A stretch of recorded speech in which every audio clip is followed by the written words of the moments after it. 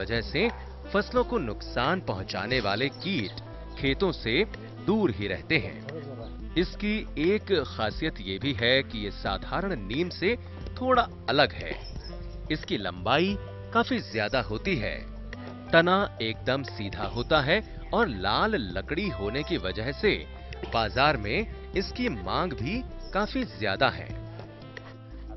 कर्नाटक के गांवों में आज भी 90% मकानों की छत खपरेल से बनी है।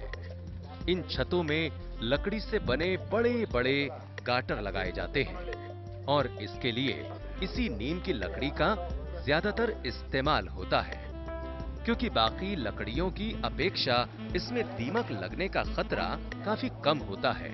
सिदप्पा ने अपने खेतों में 300 से ज्यादा नीम के पेड़ भी लगाए हैं। दूर से देखने पर इनका फार्म सबसे हरा भरा और जंगल जैसा दिखता है। यहाँ बीच में नारियल के फलों से लदे पेड़ हैं और इस बाग की रखवाली के लिए चारों तरफ नीम और सागौन के ऊंचे ऊंचे पेड़ खड़े हैं। सिदप्पा ने अपने खेतों में तरह तरह के पेड़ लगाकर न सिर्फ आमदनी का एक जरिया तलाश किया, बल्कि पर्यावरण को स्वच्छ रखने में बड़ी भागीदारी भी निभाई है। आजकल किसान अपने खेतों में रासायनिक खाद का जमकर इस्तेमाल कर रहे हैं, लेकिन सिदप्पा ने जो भी फसलें उगाई हैं, इनमें किसी भी फसल में केमिकल फर्टिलाइजर का इस्तेमाल नहीं होता, बल्कि बड़े पेड़ों से जो पत्ते गिरते हैं वो खाद का काम करते हैं और जमीन की उर्वरा शक्ति को भी ये बढ़ाते हैं। अपनी होशियारी से सिदप्पा ने नारियल के बाग से अपना आज सुरक्षित किया है। सागौन और नीम के पेड़ों से अपने आने वाले कल को सुरक्षित बनाया और साथ ही अपनी जमीन को भी बीमारियों और खतरनाक रसायनों से महफूज रखा है। ये सिदप्पा की कड़ी मेहनत का ही फल है कि आज ये अपने खेतों से बम्पर मुनाफा कमा रहे हैं और हर साल अपनी खेती का दायरा भी बढ़ा रहे हैं। सिदप्पा ने बचपन में गरीबी को काफी नजदीक से देखा। बड़ा परिवार और कम जमीन होने की वजह से एक वक्त ऐसा भी था कि इन्हें भरपेट भोजन तक नहीं मिल पाता था। तब इन्हें एहसास हुआ कि एक किसान के लिए जमीन कितनी फायदेमंद है। सिदप्पा बचपन में भी यही सोचते थे कि जब बड़े होकर इनके पास पैसा आएगा तो उस पैसे से ये ढेर सारी जमीन खरीदेंगे। आज सिदप्पा का सपना साकार हो रहा है। अब ये हर साल थोड़ी बहुत जमीन खरीद लेते हैं। सिदप्पा ने हमेशा लीक से हटकर काम किए हैं। ये इनके जोखिम उठाने का ही नतीजा है कि आज ये आम से एक खास किसान बन गए हैं। पिछले कुछ साल में सिदप्पा ने 2.5 एकड़ जमीन से बढ़ाकर अपनी 16 एकड़ जमीन कर ली है।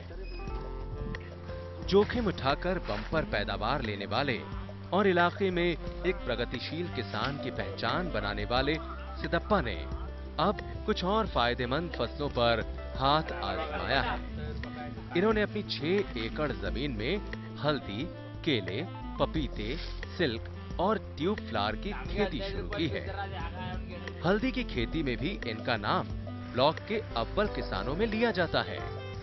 समय पर नलाई, जुताई, गुड़ाई और पानी का विशेष ख्याल रखकर इन्होंने इलाके में सबसे बेहतर हल्दी की खेती का रिकॉर्ड कायम किया है। हल्दी के साथ ही आपको यहाँ पर हरी मिर्च भी देखने को मिल जाएगी, हालांकि बहुत बड़े पैमाने पर नहीं, क्योंकि मिर्च में पहली बार सिदप्पा हाथ आजमा रहे हैं। अगर शुरुआत अच्छी रही तो जाहिर तौर पर कहा जा सकता है कि आने वाले वक्त में यहाँ मिर्च की खेती भी खूब देखने को मिलेगी। ಅದೇ ಸೈಕಲ್ ಬರ್ತಾ ಇದ್ವಿ ಇವಾಗ ನಾವು ಬೈಕ್ ತಗೊಂಡು ಚೆನ್ನಾಗಿದ್ದೀವಿ। ಅದರಿಂದ ಆಮೇಲೆ मैं आज हल्दी, गन्ना, धान, नारियल और केले की खेती कर रहा हूँ। इन सब फसलों से आज अच्छी कमाई हो रही है। किसी चीज की कोई कमी नहीं है और परिवार भी खुश है। ಅದರ ಲಾಭ ಬಂದೆಲ್ಲ ಅದ ಮನೆಗಳಿಗೆಲ್ಲ ರೆಡಿ ಮಾಡ್ಕೊಂಡಿದ್ದೀವಿ। मिर्च में पहली बार सिदप्पा हाथ आजमा रहे हैं। अगर शुरुआत अच्छी रही तो जाहिर तौर पर कहा जा सकता है कि आने वाले वक्त में यहाँ मिर्च की खेती भी खूब देखने को मिलेगी।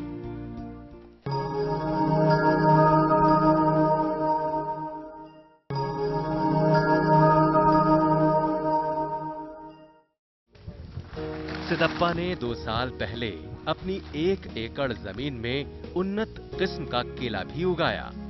आज इनके केले के पेड़ फलों से पटे पड़े हैं।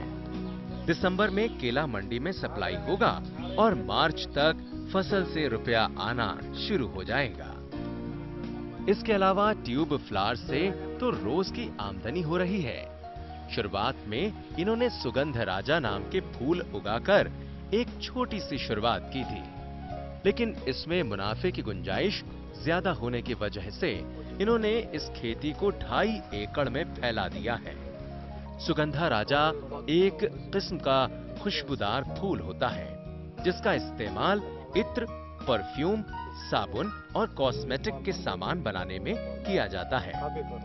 सिद्धप्पा हर रोज अपने खेतों से काफी मात्रा में फूल तोड़ते हैं और उन्हें मैसूर मंडी में बेचते हैं। इससे हर रोज 3 से 4 हजार रुपए की आमदनी ये आसानी से ले रहे हैं।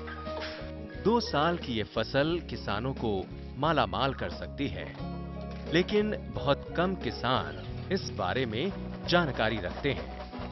जानकारी के अभाव में अक्सर किसान पारंपरिक फसलों में उलझे रहते हैं और संघर्ष में ही पूरा जीवन गुजार देते हैं।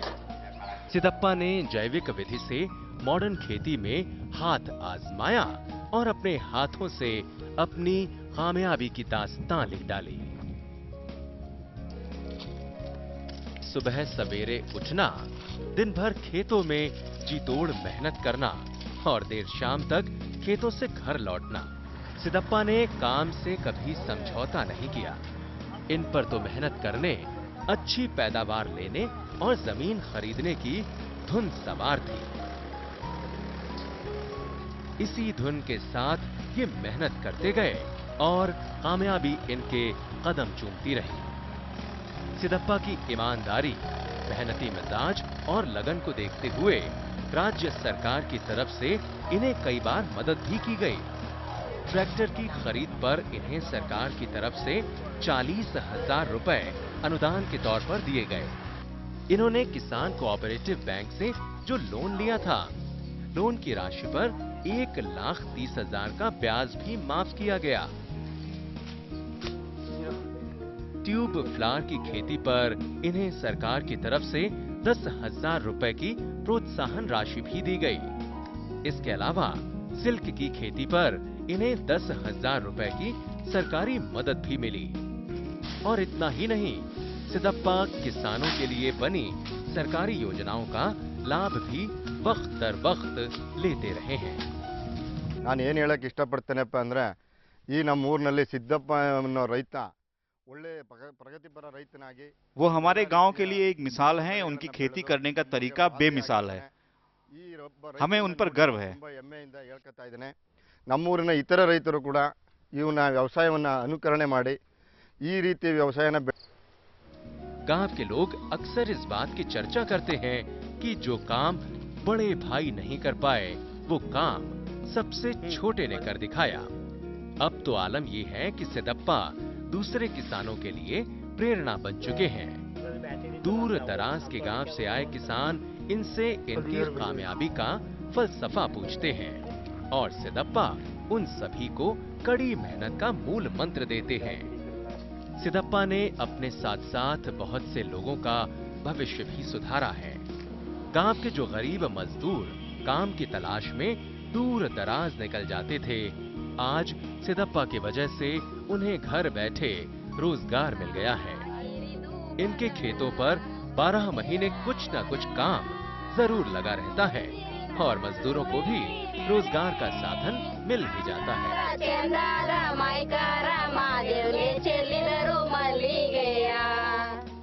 ಸಿದ್ದಪ್ಪನವರ ಜಮೀನಲ್ಲಿ ಒಂದಲ್ಲ ಒಂದು ಕೆಲಸ ಸಿಕ್ಕೇ ಸಿಗ್ತಾ ಇರುತ್ತೆ। जमीन जरा भी वेस्ट नहीं कर रहे हैं। मुझे काम मिल रहा है और अच्छी मजदूरी भी मिल रही है।